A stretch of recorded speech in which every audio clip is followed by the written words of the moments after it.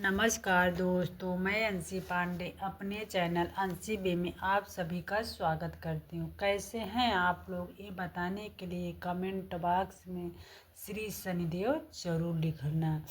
चलो आज हम शनिवार व्रत और संक्षिप्त पूजन विधि से संबंधित इस बातें इस वीडियो में जानेंगे। आप बने रहिए मेरे चैनल अंशी बे में। यदि वीडियो पसंद आता है तो प्लीज़ चैनल को लाइक और सब्सक्राइब पक्का कर देना। साथ में बेल आइकन प्रेस कर लेना, क्योंकि जब भी मैं नई वीडियो अपलोड करूं उसका नोटिफिकेशन सबसे पहले आपके पास जाए। चलो अब हम शनिदेव की संक्षिप्त पूजा विधि जान लेते हैं। सर्वप्रथम शरीर की शुद्धि हेतु अंजल में जल लेकर ऐसा कहें, हे अंजल जल आप गंगा जल बन जाए तथा मेरे तन को पवित्र करें, और फिर उसे अपने ऊपर छिड़क ले। इसके बाद गणेश जी का सुमिरन करें और उन्हें प्रणाम करें। इसके बाद दाहिने हथेली में पान, सुपारी, अक्षत, तिल, गंगा जल, द्रव्य और फूल, बेलपत्र और चंदन लेकर इस प्रकार उच्चारण करें, हे शनिदेव मैं कलयुग वासी हूँ। पृथ्वी लोक में मेरा वास है। मेरा अमुक नाम है, अमुक मास है, अमुक पक्ष है, अमुक तिथि है और अमुक नक्षत्र है। आप मेरे समस्त कष्टों को नष्ट करें। मैं आपका संकल्प करता हूँ या करती हूँ। इसके पश्चात हथेली की वस्तु शनिदेव के सिंहासन पर समर्पित कर दे। इसके पास गंगा जल या साधारण जल से शनिदेव की मूर्ति को स्नान कराएं। इसके पश्चात अक्षत, तिल, बिलपत्र, पुष्प, चंदन तथा पुष्पांजलि श्रद्धा पूर्वक समर्पित करें। ऐसा कहकर हाथ जोड़कर क्षमा प्रार्थना करें, हे शनि आप सूर्य के पुत्र हैं तथा यमराज के भाई हैं।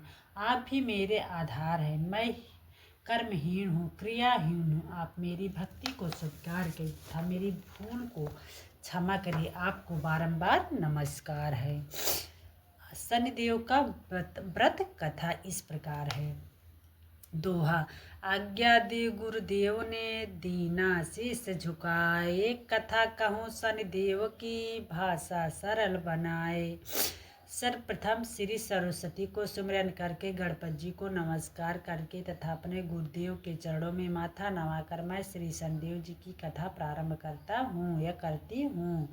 यह शनिदेव जो मानवांछिक कार्यों को सफल बनाने वाले हैं तथा जिन्हें सकल नर नारी और 33 कोट देवता योगीश्वर मुनीश्वर ध्याते हैं, वही देव मेरी त्रुटियों को क्षमा करे और मुझे अपनी शरण में ले। मेरे मन में आपके प्रति अगाध प्रेम है। यह बात सर्वविदित है कि जो लोग शनिदेव को ध्याते हैं उनके सकल मनोरथ सफल होते हैं, तथा जो ऐसे देव को भूल जाता है वह इस संसार में महान दुख पाता हुआ नरकगामी होता है और अगले जन्म में पशु की योनि में जाता है। जो कथा में तन मन से कहने जा रहा हूँ उसे आप भी सच्चे मन से ग्रहण करें, आप भी सच्चे मन से सुने। एक बार संसार में चहु और पूजे जाने वाले नवग्रह एक स्थान पर एकत्र हुए, परस्पर विधित प्रकार से वार्तालाप करने लगे। जब बात घूमती हुई उस स्थान पर आ पहुँचे कि हम नवग्रहों में सबसे बड़ा और सर्वाधिक पूजनीय कौन देव है, तो प्रत्येक ग्रह देवता स्वयं को बड़ा कहने लगे। इस बात पर जब बहुत देर तक वाद विवाद होता रहा और कोई निर्णय नहीं हो सके, तो यह तय हुआ कि चलकर इंद्र से इसका निर्णय कराना चाहिए।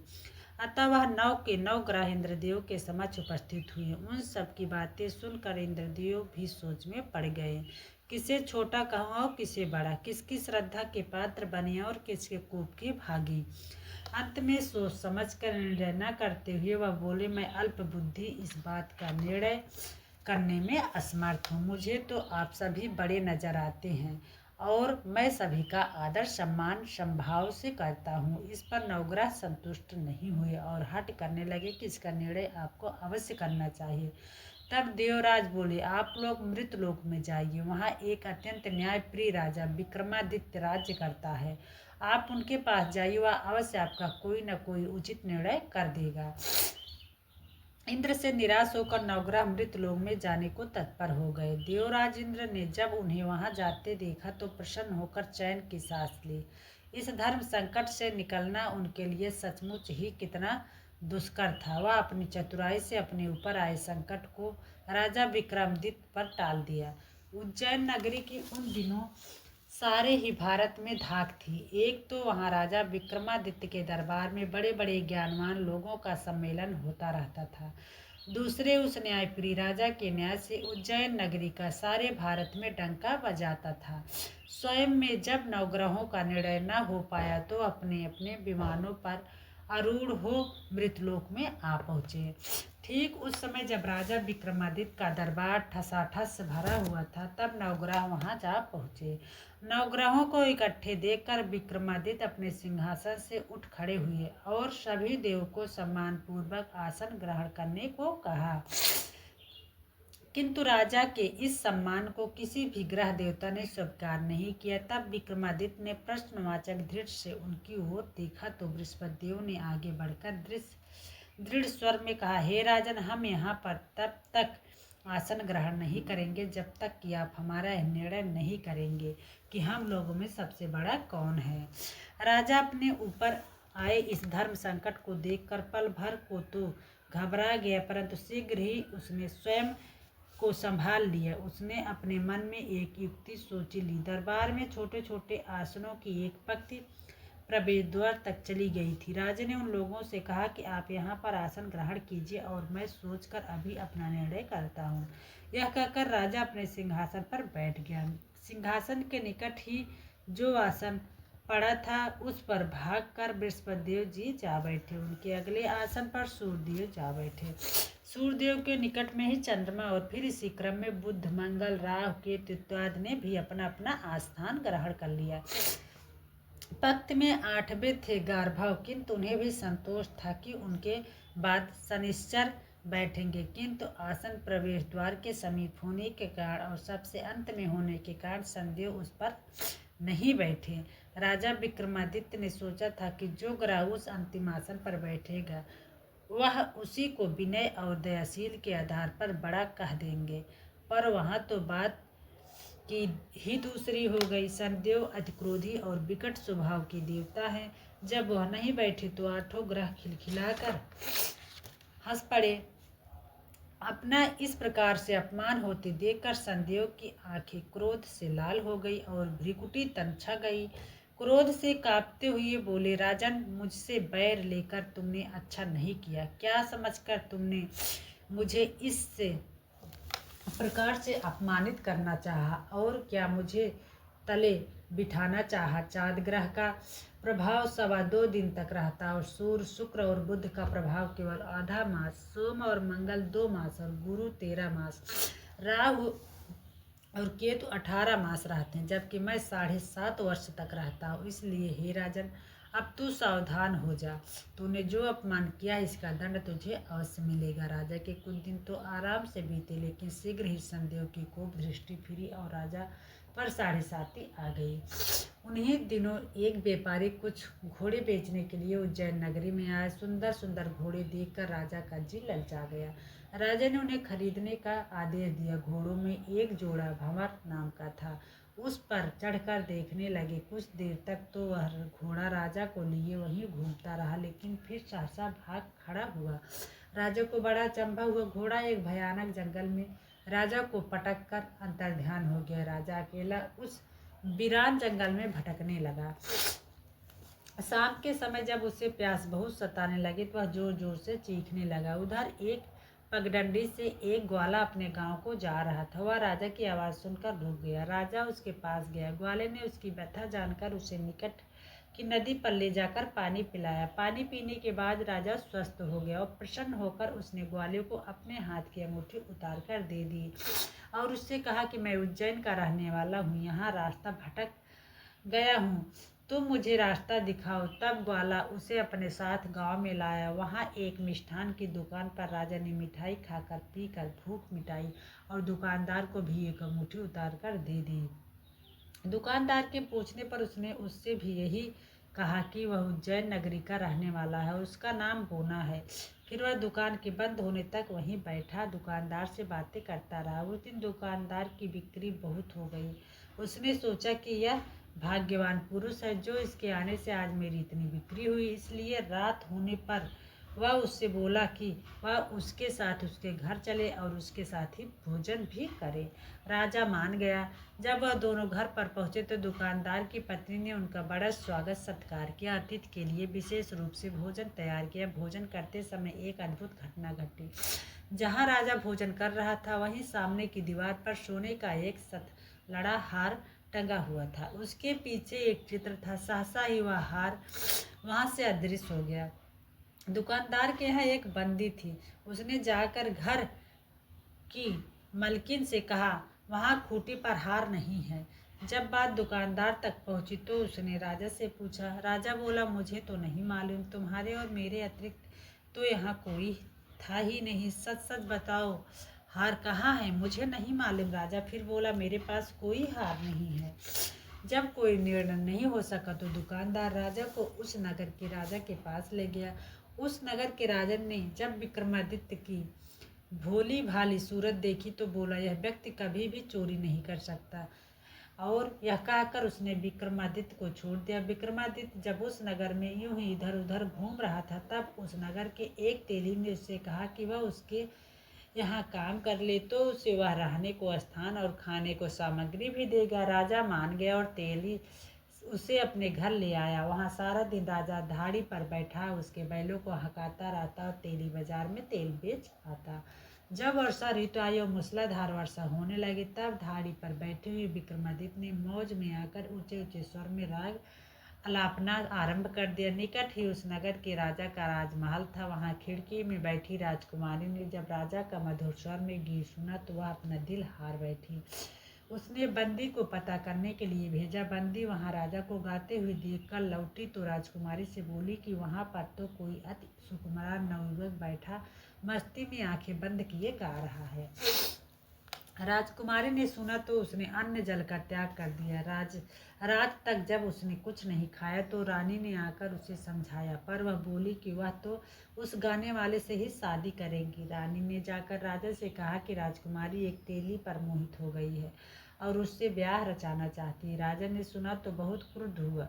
उसने तेली के घर से विक्रमादित्य को बुलाया, उसके हाथ काट कर जंगल में फेंकवा दिए। यह बात जब राजकुमारी को पता चली तो वह और भी अपनी बात पर दृढ़ हो गई। बोली, मैंने तो अब उसी को वर लिया है, वह चाहे कैसा भी हो उसी से विवाह करूंगी। बेटी की हट देखकर लाचार हो राजा ने दोबारा विक्रमादित्य को नगर में बुलवाया और उससे राजकुमारी का मामूली ढंग से पाणी ग्रहण कराया और एक साधारण मकान में दोनों को बसा दिया। दोनों वहीं रहने लगे। एक दिन जब विक्रमादित्य सोया था तो स्वप्न में उसे संदेव नजर आए। विक्रमादित्य ने उनके सामने नमस्कार किया और क्षमा याचना की। संदेव ने उसे आशीर्वाद दिया और बोले, अब तुम्हारी 7.5 वर्ष तक खत्म हो गई है। राजा बोला, मुझसे जो गलती हुई है उसके लिए मुझे क्षमा कर दीजिए। संदेव ने मुस्कुराकर उसे आशीर्वाद दिया और राजा के दोनों बाजू दोबारा निकल आए। राजा ने अपनी पत्नी राजकुमारी को रात को जगाया नहीं। वह रात को उसके गले में अपनी बाहें डालकर सो गया। सुबह राजकुमारी की आंखें खुली तो उसने अपनी गर्दन में बाहें पड़ी देखी तो वह चौंक कर उठ बैठी, लेकिन शीघ्र ही विक्रमादित्य ने जाग कर उसको सब बातें से अवगत करा दिया। जब वहां के राजा को यह बात मालूम हुई तो वह भागा भागा आया और उस अपंग को फिर से स्वस्थ देखकर चकित रह गया। उसको भी विक्रमादित्य ने यही कहा कि यह सब संदेव की कृपा का फल है और विक्रमादित्य ने अपना वास्तविक परिचय भी उस राजा को दिया और सारा किस्सा विस्तार से सुनाया। सुनते ही राजा विक्रमादित्य के चरणों में गिर गया और क्षमा याचना करने लगे। बस यह खबर शीघ्र ही सारे नगर में फैल गई। दुकानदार को जब यह खबर मिली तो वह भागा भागा आया और विक्रमादित्य के पांव पर लौटने लगा। विक्रमादित्य ने उसे उठाकर आसन पर बिठाया और कहा, तुम घर जाकर उसी खूंटी पर देखो, हाथ टंगा होगा। और सच ही दुकानदार ने देखा, हाथ टंगा पाया। राजा ने नौकरियों के साथ लश्कर समेत विक्रमादित्य को विदा किया। राजा विक्रमादित्य जब राजकुमारी को लेकर अपनी नगरी उज्जैन में लश्कर समेत पहुंचे तो सारी नगरी में उत्साह छा गया। अपने राजमहल में प्रवेश करने से पूर्व विक्रमादित्य ने नवग्रहों की पूजा की और संदेव को सर्वोच्च स्थान दिया। साथ ही उसने नगर भर में ढिढोरा पिटवाया दिया कि शनिदेव मनवांछित फलों को देने वाले हैं और नवग्रहों में सर्वोच्च स्थान रखते हैं। इस प्रकार शनिदेव को मानकर विक्रमादित्य ने अपने राज्य यश और कीर्ति को प्राप्त कर लिया। बोलो श्री शनिदेव की जय, बोलो नवग्रहों की जय। दोहा। जैसे सुनो जैसी सुनी तैसी कही, इसमें झूठ न साच। विक्रम भूप इतिहास को, सज्जनों देखो वाच। सुने सुनावे सन कथा, गावे जो चितलाए। सत्य वचन है संत का, बाको संकट छाए। बोलो शनिदेव भगवान की जय। अब यहाँ से श्री सन चालीसा शुरू होता है। दोहा। जय गणेश गिरजासुवन, मंगल करण कृपाल। दीन के दुख दूर करी, की जय नाथ निहाल। जय जय जय श्री धन देव प्रभु, सुनो विनय महाराज। करो कृपा हे रवि तनय, राखो जन की लाज।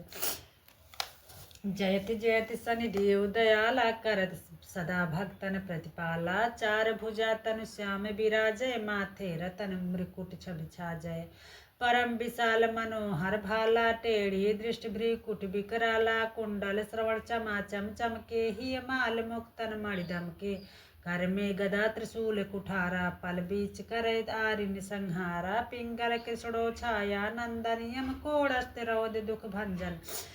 सौरी मंद शनि दसमना, माँ भानुपुत्र पूजय सब कामा। जा पर प्रभु प्रसन्न है चाही, रंग कहु राव करे क्षण माही। पत्र तृण होई निहारत, तृण को पर्वत करि डारत। राज मिलत बन राम ही दीनो, कह केहूँ की मति हर लीनो। बनहु में मृग कपट दिखाई, मातु जानकी गई चतुराई। रावण की गति मति बहराई, रामचंद्र सो बैर बढ़ाई। दियो कीट कर कंचन लंका, बजबार जरंग वीर की डंका। नृप विक्रम पर तुम्ही पगुधारा, चित्र मयूर निगल गए गारा। हार नौ लखा लगयो चोरी, हाथ पैर डर रायो थोरी। भारी दशा निकृष्ट दिखायो, तेलहि घर कोल्हू चलवायो। विनय राग दीपय महमत कीन्हो, तब प्रसन्न प्रभु सुख दीन्हो। हरिश्चंद्र रिप नार विकारिन, आपहु भरे डोम घर पानी। तैसे नल पर दशा सिरानी, भूंजी मीन कूद गई पानी। श्री शंकर गयो जब जाहि, पार्वती को सती कराई। तनिक बिलोकत की कर की रीसा, नभ उड़ गयो गौरी सुत सीसा। पांडव पर भय दशा तुम्हारी, बची द्रौपदी होती उघारी। कौरव के भी पति गति मति मरयो, युद्ध महाभारत कर डरयो। रवि कहम मुख कहम धरि, तत्काला लेकर कूद पर्यो पाताला। शेष देव लख बिनती लाई, रवि को मुख ते दियो छुड़ाई। वाहन प्रभु के साथ सुजाना, जग दिग्गज गर्धव मृग स्वाना। जम्बुक सिंह आदि नखधारी, सो फल ज्योतिष कहत पुकारी। गजवाहन लक्ष्मी गृहमय, है ते सुख संपत्ति उपजामय।